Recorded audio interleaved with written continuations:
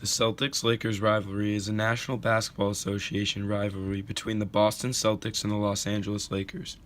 Both the Celtics and the Lakers are the two most storied franchises in the NBA, and the rivalry has been called the best in the NBA. The Boston Celtics and the Lakers have met a record 12 times in the NBA Finals, starting with their first Finals meeting in 1959. They would both go on to dominate the league in the 1960s and 80s, facing each other 6 times in the 60s and 3 times in the 80s. Teams had a tremendous impact on the court as well as off the court.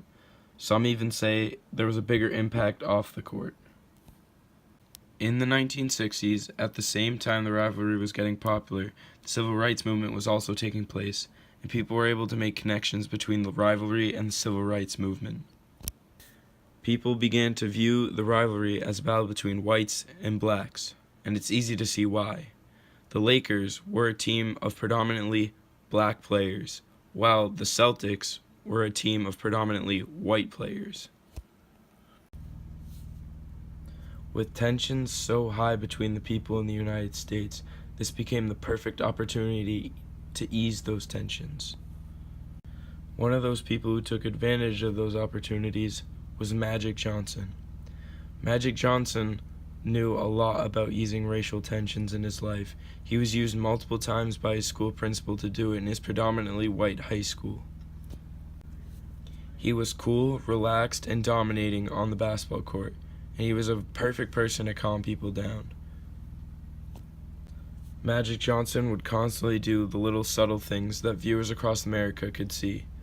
One example is he would always surround himself with all different kinds of people. Many people looked up to Magic, and young African American boys believed that they too could be famous and successful just like him.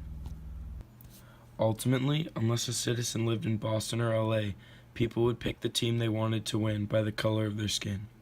They would watch the two teams battle it out on the court, and people would connect it to the outside world. They would get angry if the side didn't win, or they would be happy if they won. The part that people watched and saw on television that eased the tension the most was afterwards. The players on both the Lakers and the Celtics both hugged it out and comforted the losing side no matter what. Even though the two teams hated each other on the court, they still understood the power of sportsmanship. It showed the people watching at home that at the end of the day, everyone is human no matter what the color of their skin is. And that's what eased the racial tension in America. And that's why the Celtics and Lakers rivalry had the biggest impact on America.